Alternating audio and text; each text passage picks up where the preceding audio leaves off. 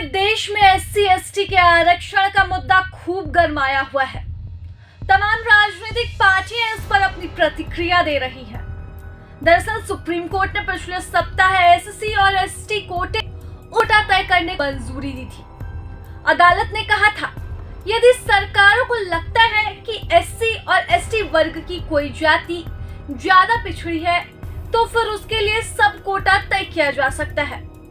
यही नहीं, 7 जजों की संवैधानिक बेंच ने 4-3 के बहुमत से कहा था, एससी और एसटी में क्रीमी लेयर की भी पहचान होनी चाहिए।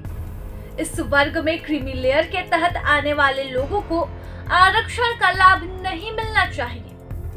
इसकी बजाय उसी समाज के गरीबों को प्राथमिकता दी जानी चाहिए। शीर्ष अदालत के इस फैसले का एक वर्ग ने स्वागत किया है, तो वहीं दलित समाज के कई बड़े हिस्से में इस फैसले के बाद उबाल है। ट्विटर पर पिछले 2 दिनों से लगातार इसके विरोध में ट्रेंड चल रहा है। यही नहीं, 21 अगस्त को भारत बंद का आह्वान भी कई दलित संगठनों की ओर से किया जा चुका है। खासतौर पर बसपा प्रमुख मायावती ने भी इसका विरोध किया है। उन्होंने कहा कि इस तरह आरक्षण को ही खत्म करने की साजिश हो रही है।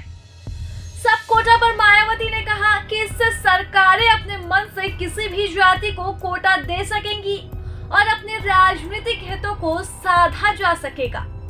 ये फैसला ठीक नहीं है। यही नहीं, उन्होंने क्रीमी लेयर पर भी सुप्रीम कोर्ट की राय का विरोध किया है। मायावती ने कहा कि यह बात सही है कि दलित समाज में 10% लोगों के पास पैसा आया है, वह पदों पर पहुंचे हैं, लेकिन उनके बच्चों से आरक्षण का लाभ नहीं छीना जा सकता है।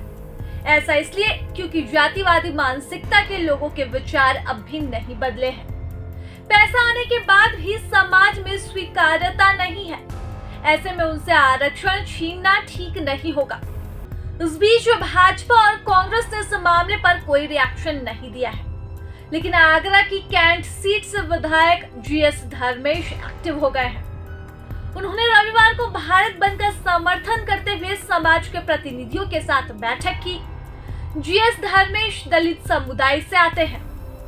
वहीं भाजपा विधायक व पूर्व राज्य मंत्री डॉक्टर जीएस धर्मेश ने कहा, एससी एसटी आरक्षण से किसी तरह का खिलवाड़ ठीक नहीं। जल्द ही एक प्रतिनिधिमंडल प्रधानमंत्री नरेंद्र मोदी से मिलने जाएगा। उनसे 2 अप्रैल 2018 को एससी एसटी अत्याचार निवारण एक्ट के फैसले पर कैबिनेट में हुए संशोधन की तरह इस फैसले को भी कैबिनेट में बदलने की मांग उठाई जाएगी। गौरतलब है कि चिराग पासवान ने इस मामले में पुनर्विचार याचिका दाखिल करने की बात कह दी है।